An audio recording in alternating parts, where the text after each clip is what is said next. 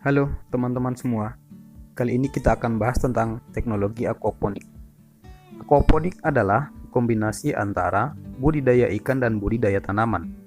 Kotoran ikan di dalam kolam air harus dibuang secara berkala. Kalau tidak, air akan tercampur racun amoniak dari kotoran. Ikan bisa keracunan akibat tumpukan kotoran tersebut. Nah, pada dasarnya, kotoran ikan itu adalah sumber nutrisi atau pupuk bagi tanaman. Agar jadi pupuk tanaman, kotoran ikan harus dipindahkan ke tempat tumbuh tanaman dengan bantuan pompa. Tanaman akan menyerap kotoran dari air dan air akan kembali bersih saat kembali ke kolam.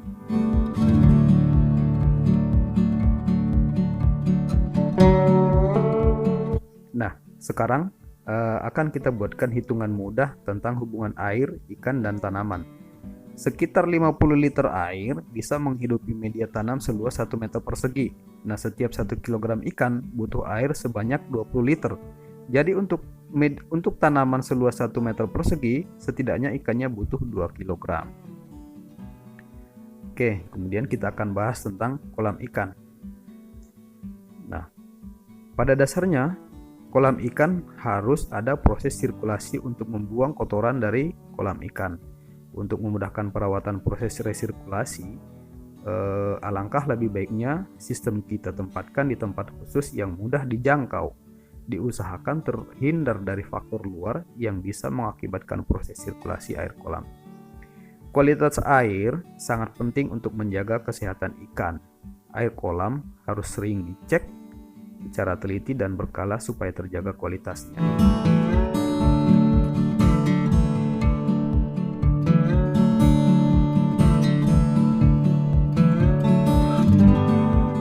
Pada sistem aquaponik, listrik merupakan salah satu suplai yang harus ada untuk mendukung sistem berjalan dengan baik. Jangan sampai aliran listrik terputus tanpa ada cadangan. Untuk skala komersil, akibatnya bisa fatal seperti perubahan suhu yang ekstrim dalam ruangan ataupun sirkulasi air bisa berhenti total.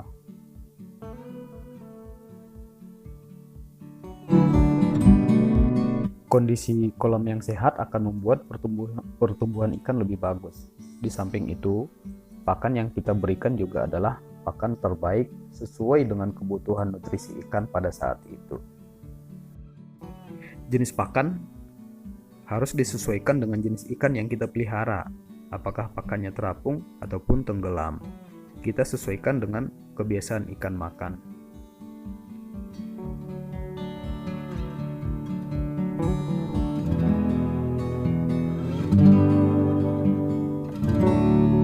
Nah, di sistem aquaponik, ikan nila adalah salah satu ikan yang sering dipelihara karena ukuran bisa besar, pertumbuhannya lebih cepat, dan lebih kuat terhadap segala jenis air. Kalau di luar negeri, jenisnya berbeda dengan kita di Indonesia. Selain ikan nila, biasanya kita pelihara ikan lele, patin, ikan mas, atau ikan gurame. Yang penting adalah kita harus melihat kebutuhan pasar. Kita pilih ikan yang memiliki nilai ekonomis tinggi. Kemudian kita akan membahas tentang air bagian pertama. Hal penting yang perlu diperhatikan dalam aquaponik adalah filtrasi untuk menghilangkan kotoran atau sisa pakan yang tidak habis yang tertimbun dalam kolam ikan. Filtrasi dilakukan secara terus-menerus untuk menghilangkan benda berbahaya tersebut. Nah, salah satu cara yang membantu supaya proses filtrasi lebih baik lagi adalah air bisa kita alirkan ke sistem hidroponik. Kotoran yang terkumpul dalam air atau sisa makanan yang menumpuk di dasar kolam dikeluarkan secara mekanis lewat pipa di dasar kolam ke media filtrasi. Pada sistem aquaponik komersil, sistem clarifier digunakan untuk proses filtrasi. Dalam sistem ini dilakukan mineralisasi secara aerob terhadap kotoran ikan maupun sisa makanan. Sepanjang waktu, sistem clarifier ini akan mengubah kotoran menjadi nutrisi tanaman. Kandungan mineral yang banyak di dalam air ini didapatkan melalui proses biofilter, di mana secara alami bakteri pengurai dalam air akan mengubah zat racun menjadi pupuk. Proses ini sering disebut nitrifikasi. Nitrifikasi adalah proses pengubahan amonia yang terlarut dalam air oleh bakteri pengurai menjadi nitrit. Setelah itu baru dirubah lagi menjadi nitrat. Nah, nitrat ini adalah nutrisi yang dibutuhkan oleh tanaman.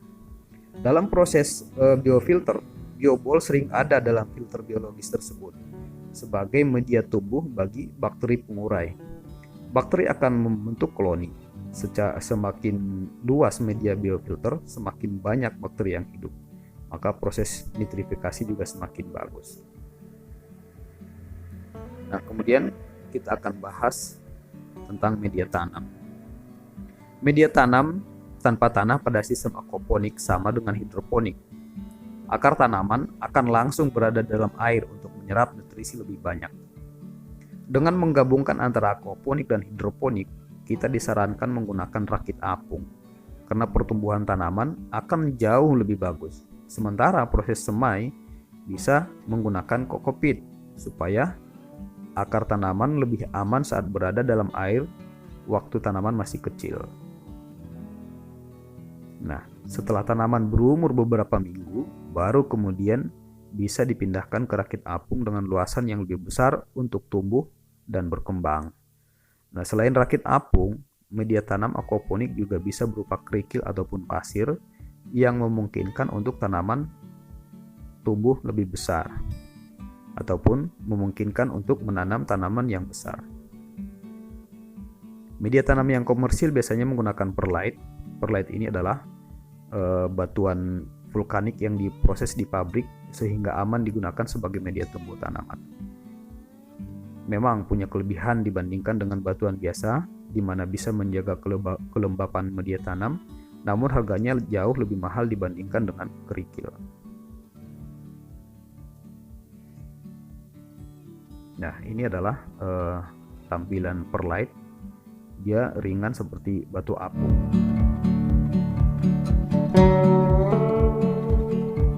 Kemudian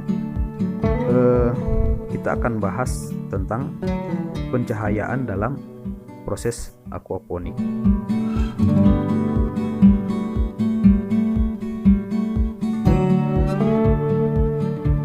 Nah, air adalah sebagian penting untuk proses tumbuh tanaman. Sebagian penting lagi tentunya adalah cahaya. Kalau sistem aquaponik kita ada dalam ruangan tertutup, tentu cahaya pendukung tumbuh tanaman harus ada. Sumber cahaya pada aquaponik dalam ruangan bisa berasal dari lampu khusus. Sering digunakan dalam ruangan tertutup adalah lampu fluorescence, di mana harganya lebih terjangkau. Namun jika memiliki dana yang lebih cukup, lampu LED merupakan salah satu pilihan. Dengan lampu LED bisa disesuaikan pada jenis tanaman dan fase tanaman. Seperti spektrum merah itu lebih dominan untuk fase generatif dan spektrum biru untuk fase vegetatif. Lampu LED bisa digunakan secara berganti dan bergilir pada media tanam, sehingga kebutuhan cahaya tanaman tercukupi dengan baik. Selain lampu LED dan fluoresen, juga sering digunakan lampu halo. Namun, perlu diperhatikan sirkulasi udara dalam ruangan, karena suhu dari lampu ini lebih tinggi dibandingkan dua jenis lampu sebelumnya. Lampu fluoresen biasanya digunakan pada fase pembesaran, sedangkan lampu halo selain pembesaran juga proses semai.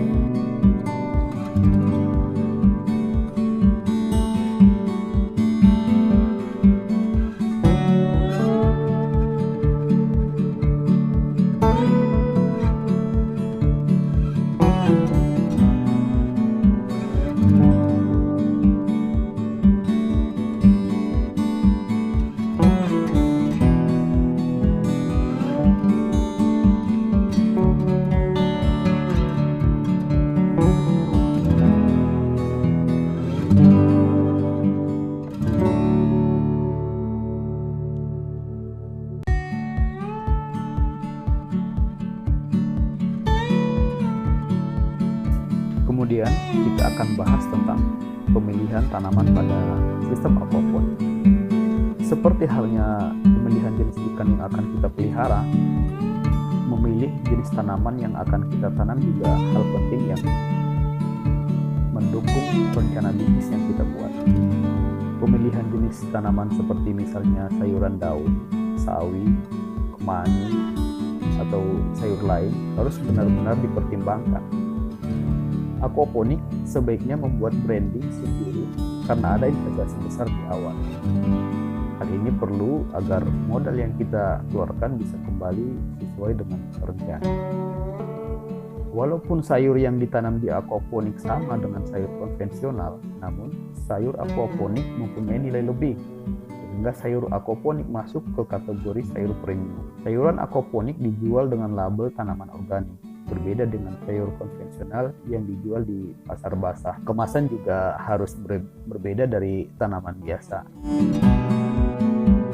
Nah, bagian ini saat air mengalir dari filtrasi ke media tanam hidroponik, akar tanaman akan menyerap nutrisi untuk tumbuh. Setelah itu, air akan dialirkan kembali ke kolam ikan dalam keadaan bersih.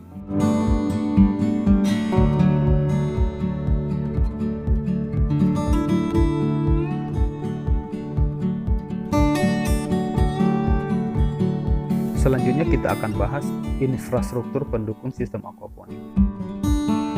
Aquaponik merupakan kombinasi yang memberikan manfaat lebih dibandingkan hanya berhidroponik atau pelihara ikan saja. Bisa digabungkan di satu tempat yang sama, di ruangan sempit dan tertutup, di garasi atau apartemen, atau di tempat di mana saja yang tersedia air dan listrik. Ikan dan tanaman akan bisa hidup dan berkembang secara bersamaan. Aquaponik juga merupakan simbiosis mutualisme yang saling memberikan keuntungan antara ikan dan tanaman. Namun, kalau kamu ingin beraquaponik dalam ruangan, perlu kamu perhatikan terkait hal dasar yang dibutuhkan makhluk hidup seperti suhu ruangan dan temperatur. Perlu pengaturan suhu yang tepat, pengaturan temperatur air karena berbeda dari air yang ada di luar ruangan. Begitu juga dengan suhu dan temperatur untuk tumbuh berkembang tanaman. Tentunya harus disesuaikan dengan semirip mungkin dengan lingkungan alaminya. Aquaponik bisa didesain untuk memanfaatkan ruangan yang sudah ada. Kalau ruangannya tinggi, rak media tanam bisa banyak, namun butuh pompa air lebih besar untuk menjangkaunya. Untuk penerangan ataupun pencahayaan bisa memanfaatkan cahaya langsung dari luar lewat jendela kaca, sehingga bisa mengurangi biaya untuk pembelian lampu LED. Nah, dengan perencanaan yang matang dan pengambilan keputusan yang tepat, aquaponik bukan hanya sekedar pelihara ikan dan bertanam sayur, tapi bisa merupakan bisnis yang menjanjikan dengan hasil berlipat. Terima kasih sudah menonton, jangan lupa subscribe dan klik loncengnya untuk mendapatkan update dari video-video berikutnya. Terima kasih, selamat bertemu kembali.